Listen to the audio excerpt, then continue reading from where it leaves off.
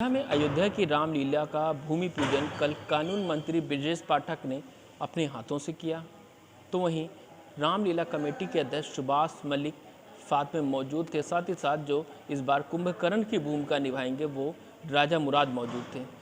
अयोध्या की रामलीला को लेकर के संत समाज ने विरोध किया है, क्योंकि जो नामचीन फिल्मी हस्तियां हैं इनको लेकर के संत समाज ने जो है विरोध किया है। तो वहीं विरोध करने में जो संत समाज है, तो हमारे साथ दिलीप दास जी मौजूद हैं। हम उनसे ही जानेंगे किस तरीके का विरोध है और विरोध करने का मतलब क्या है। महाराज जी, विरोध क्यों किया जा रहा है इस बार? पहली बात तो मैं आपके माध्यम से संपूर्ण मीडिया जगत को से निवेदन करना चाहूँगा, इसमें रामलीला का विरोध न किया जाए, न कहा जाए जो राष्ट्र संतों का रामलीला का संत विरोध करें। नहीं, रामलीला का विरोध नहीं, रामलीला की व्यवस्था का विरोध हो रहा है। जो रामलीला के नाम पर प्रदर्शन किया जा रहा है फिल्मी कलाकारों के द्वारा, फिल्मी दुनिया के लोगों के द्वारा, जिनका आचरण से, साहित्य से कोई संबंध नहीं है। विगत वर्ष वर्चुअल रामलीला जो हम लोगों ने देखा, उसमें जो नारद जी का चरित्र दिखाया गया, भरत जी का चरित्र दिखाया गया। हमारे सनातन धर्म में भगवान की प्राप्ति की 4 व्यवस्थाएं हैं: नाम, रूप, लीला, धाम।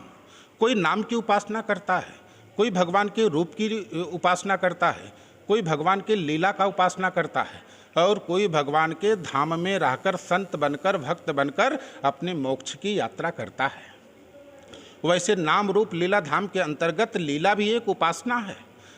और जो लीला हमारे यहाँ चलती है, अयोध्या की जो परंपरागत लीला को देखकर लगता है, और आपने देखा होगा कि रामानंद सागर के माध्यम से जो दिखाया गया, जो आचरण, जो चरित्र, जो साहित्य प्रस्तुत किया गया, उनके अंदर भगवत्ता का दर्शन हुआ, उनके अंदर देवत्व का दर्शन हुआ। सारी दुनिया ने, सारे देश ने, सारे सनातन धर्मावलंबियों ने अरुण गोविल जी के अंदर भगवान राम की परिकल्पना कर ली।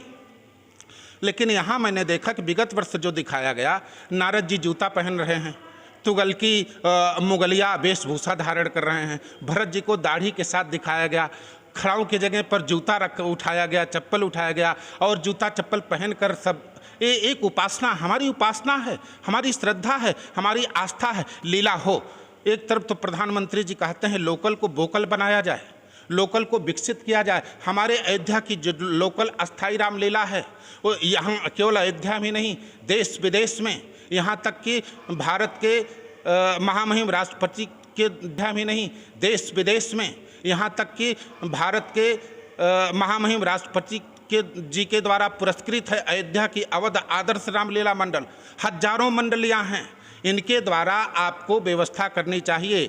जो लीला की आयोजन, रामलीला की आयोजन समिति है, उनको यहाँ के आदर्श रामलीला मंडलियों का चयन करना चाहिए। उसमें जो आदर्शवान चरित्र प्रस्तुत कर सकते हैं, जिससे देश को, समाज को एक नई दिशा, एक नया संस्कार मिल सकता हो, उनका प्रोत्साहन करना चाहिए, उस लीला का प्रदर्शन करना चाहिए। बाकी ये रामलीला के नाम पर फिल्मी कलाकारों के द्वारा करोड़ों रुपए का केवल भ्रष्टाचार और कमाने का साधन है इसके नाम पर, और नाम दिया जाता अयोध्या की रामलीला। अयोध्या के किसी कलाकार से, अयोध्या के किसी से कोई मतलब नहीं है, मंच पर किसी का कोई अभिनय नहीं है, मंच पर किसी का कोई उपदेश नहीं, कोई संदेश नहीं, तो उसका क्या मतलब है? इसलिए मर्यादा युक्त ये भगवान हमारी लीला एक उपासना पद्धति है, इसको उसी अनुसार प्रस्तुत किया जाए। रामलीला का विरोध नहीं है, जो गलत प्रदर्शन किया जा रहा है, जो कुसंस्कार दिखाया जा रहा है, इसका विरोध है।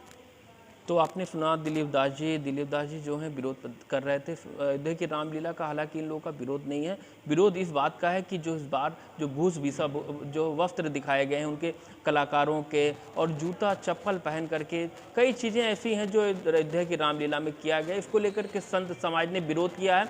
और साथ ही साथ यह भी कहा है कि अयोध्या की रामलीला को अयोध्या के कलाकारों से ही अयोध्या की रामलीला को कराया जाए, जिससे दिव्य और भव्य बने, और सनातन संस्कृति के साथ खिलवाड़ न किया जाए। अपने सहयोगी सैदवर श्रीवास्तव के साथ ऋषि गुप्ता, एबीपी गंगा, अयोध्या।